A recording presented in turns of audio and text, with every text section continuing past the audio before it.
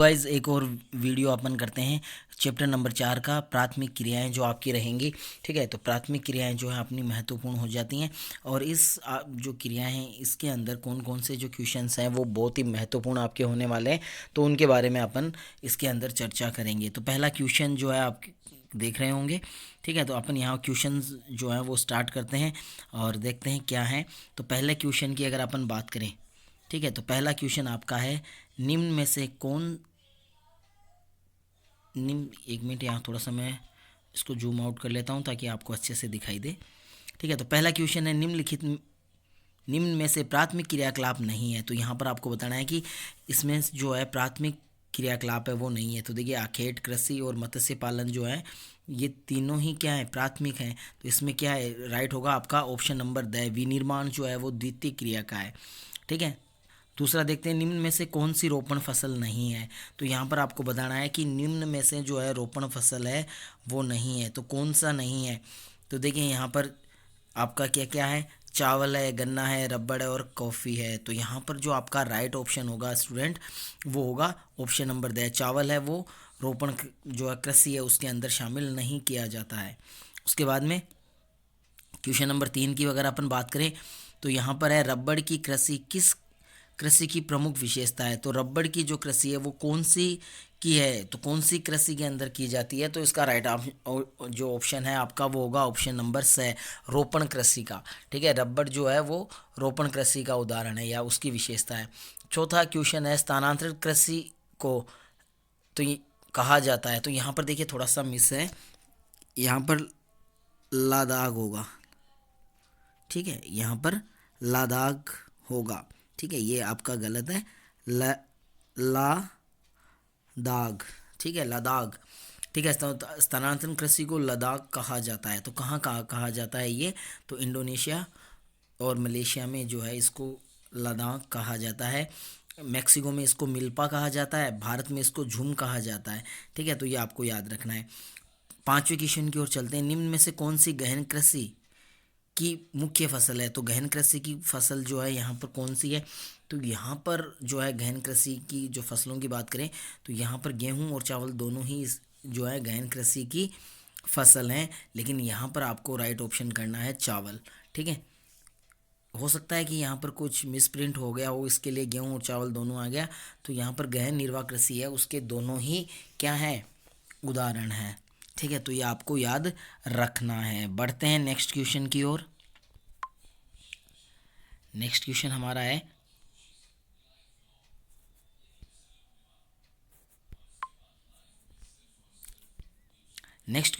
है सहकारी कृषि को सबसे अधिक सफलता किस देश में मिली।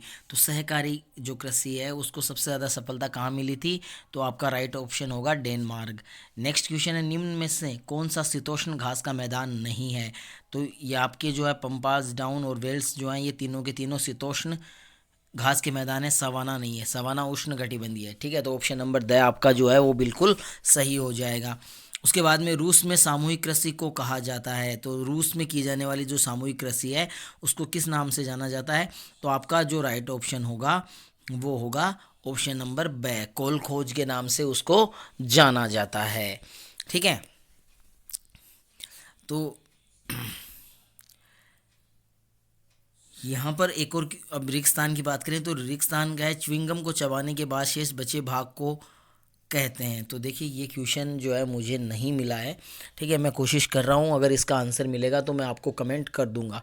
ठीक है, क्योंकि यहाँ पर जो है बुक के अंदर जो है यहाँ कहीं पे भी नहीं है। बस इतना आप याद रख सकते हो कि जो चिकल नामक जो जेपोटा नामक जो वृक्ष होता है उससे जो है इसको बनाया जाता है और उस भाग को जो है चिकल जो है वो कहा जाता है। तो यहाँ पर मैं श्योर नहीं हूँ इसके आंसर के लिए कि इसका जो आंसर है वो चिकल ही होगा।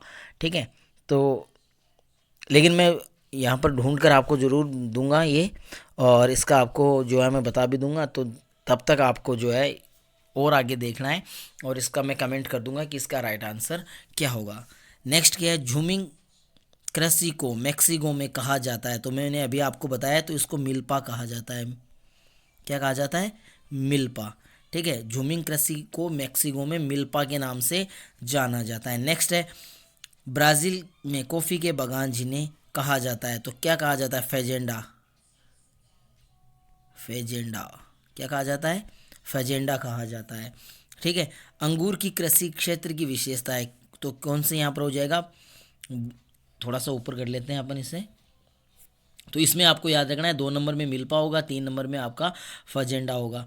ठीक है, थोड़ा सा ऊपर कर लेते हैं ताकि आप अच्छे से देख सको। और ये वो संस्था है स्टूडेंट जो ये पेपर बनाया है, तो आपको जो है ज़्यादा से ज़्यादा देखना चाहिए। तो ये है भूमध्य सागरीय, मध्य सागरीय। ठीक है, तो अंगूर की कृषि जो है, अंगूर की कृषि भूमध्य सागरीय क्षेत्र की विशेषता है, तो यहाँ पर आपको याद रखना है। आपका नंबर 5 अपना हो जाएगा रिक्तस्थान संग्रह व रिक्तस्थान प्राचीन ज्ञात आर्थिक क्रियाएं, तो कौन सी हैं? तो संग्रह से पहले न शब्द आएगा भोजन। ठीक है, भोजन, तो यहाँ पर भोजन आपका हो जाएगा। ठीक है, तो भोजन जो है वो होगा। दूसरे रिक्त स्थान में आपका क्या आएगा? आखेट।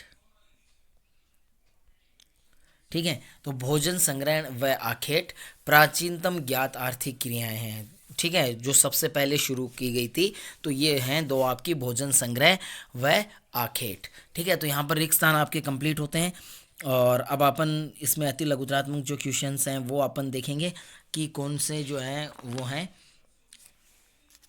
तो आइए चलते हैं और देखते हैं इसे कि इसमें जो है कौन कौन से जो हैं। तो यहाँ पर बढ़ते हैं आगे अपन।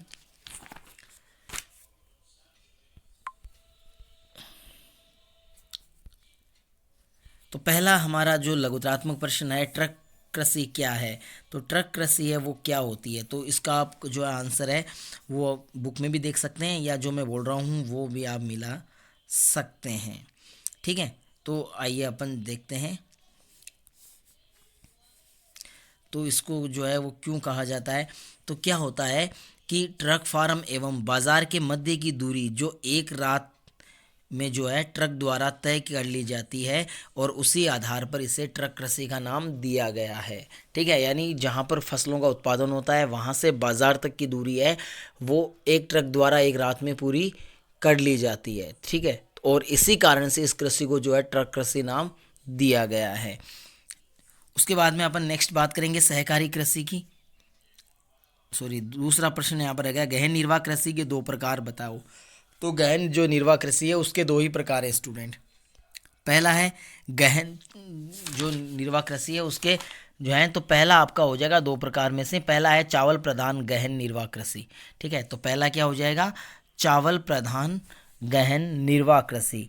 दूसरा हो जाएगा चावल रहित गहन निर्वाह कृषि। ठीक है, तो आपको यहाँ पर दोनों नाम याद रखने हैं।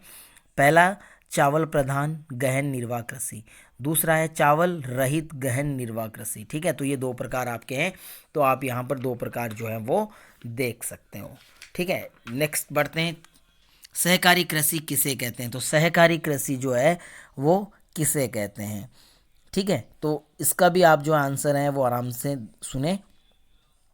जब कृषकों का एक समूह अपनी कृषि से अधिक लाभ कमाने के लिए स्वेच्छा से एक सहकारी संस्था बनाकर कृषि कार्य संपन्न करे, उसे सहकारी कृषि कहते हैं। यानी क्या होगा कि एक कृषि समूह होता है, और ये कृषि समूह जो है कृषि से अधिक लाभ कमाने के लिए क्या करते हैं? स्वेच्छा से एक जो है सहकारी संस्था बनाते हैं। ठीक है, या एक संस्था बनाते हैं और एक समूह, या समूह बोल सकते हो, समूह बनाते हैं, और उस समूह के या उस सहकारी संस्था के अंतर्गत वो जो है अपना कृषि कार्य है वो संपन्न करते हैं, और इसे ही सहकारी कृषि कहा जाता है।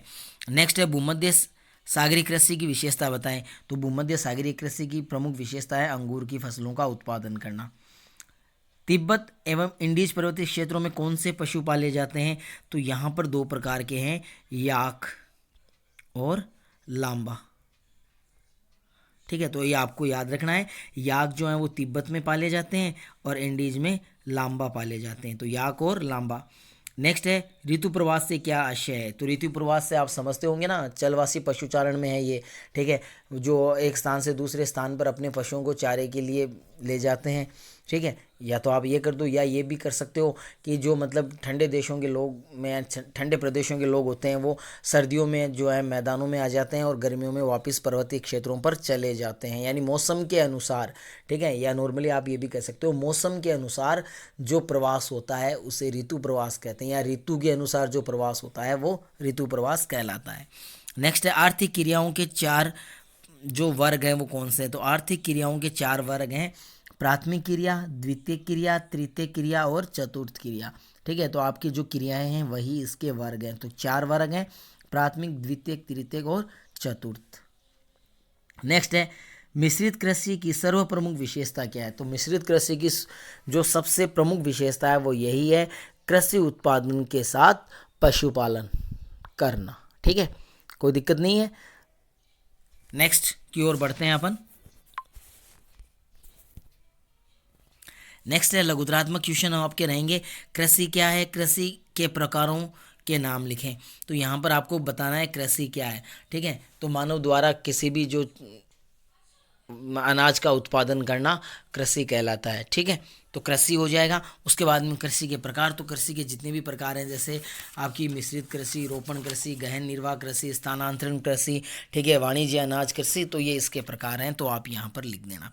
उसके बाद में डेयरी कृषि का कार्य नगरीय एवं औद्योगिक केंद्रों के समीप क्यों किया जाता है। तो क्यों किया जाता है, क्योंकि इनमें जो पदार्थ होते हैं वो शीघ्र खराब होने वाले होते हैं, इसलिए जल्दी से जल्दी इनको बेचना होता है। ठीक है, समय इनके लिए सही नहीं होता, क्योंकि जैसे समय लगेगा तो दूध या दूध से बने उत्पाद हैं वो ख़राब हो सकते हैं। ठीक है, इसलिए इनकी स्थापना हमेशा नगरों और औद्योगिक नगरों के नज़दीक की जाती है। रोपण कृषि की किन्हीं 2 विशेषताओं एवं 4 फसलों के नाम लिखे। तो रोपण कृषि की विशेषताओं की अगर अपन बात करें तो रोपण कृषि की विशेषता जो है वो आपको बतानी है, और उसमें कौन कौन सी फसलें जो है वो उत्पादित की जाती हैं। ठीक है, जैसे चाय, कॉफ़ी, रबड़, कोक, कौवा। ठीक है, तो ये सब आपके हो जाएंगे, अनानास वगैरह। ठीक है, तो ये आपके हो जाएंगे। ठीक है, कोई दिक्कत नहीं है। और इसकी विशेषता रहेगी वही रहेगी, अत्यधिक पूंजी की आवश्यकता, उच्च तकनीकी। ठीक है, और कृषि क्षेत्र का आकार विस्तृत होना चाहिए। ठीक है, वैज्ञानिक विधियों का उपयोग होना चाहिए। ठीक है, तो ये इसकी कुछ विशेषताएं हैं, तो आप कोई भी विशेषता यहाँ पर लिख दे। खनन क्या है, खनन कार्यों को प्रभावित करने वाले कारक कौन से। तो खनन क्रिया क्या होती है कि भूमि से जो है खनन द्वारा पदार्थ को बाहर निकालना खनन कहलाता है। देखिए यहाँ पर भी यही है, तो ये आप कर सकते हो। जैसे धरातलीय खनन को विवृत खनन भी कहा जाता है। ठीक है, तो जमीन के अंदर से जो आप बाहर निकालते हैं ना खनिज को, वही खनन कहलाता है। ठीक है, खनन कार्य को प्रभावित करने वाले जो कारक हैं आपके, वो भौतिक कारक और आर्थिक कारक 2 हैं। ठीक है, भौतिक कारक में जैसे निक्षेपों का आकार, श्रेणी, उपस्थिति, ये हो जाएंगे। आर्थिक कारक में जो है विद्यमान तकनीकी ज्ञान, उसका उपयोग, पूंजी, यातायात, ये सब इसमें हो जाएंगे। ठीक है, उसके बाद में नेक्स्ट चलते हैं, प्राथमिक क्रियाएं कौन सी हैं। तो ऐसी समस्त क्रियाएं जो पर्यावरण के ऊपर निर्भर या प्रकृति पर निर्भर है या प्रकृति प्रदत्त होती हैं, ऐसी जो है क्रियाएं हैं वो प्राथमिक क्रिया कहलाती हैं। और ये पर्यावरण पर क्यों निर्भर है, क्योंकि इनका जो स्वरूप होता है वो प्राकृतिक होता है, इनसे प्राप्त होने वाला जो सामान होता है वो प्रकृति प्रदत्त होता है, इसलिए ये पूरी तरह से पर्यावरण पर निर्भर होती हैं। नेक्स्ट है चलवाशी पशुचारण से क्या आशय है, इसमें मूल आवश्यकताओं की पूर्ति कैसे की जाती है। तो चलवासी पशुचारण क्या होता है, ठीक है, तो वो आपको पता ही है, एक स्थान से दूसरे स्थान पर जो पशुओं को चराते हैं उसे चलवासी पशुचारण कहते हैं। इसकी आवश्यकताएं जो हैं वो आप इसमें जो है दे सकते हो।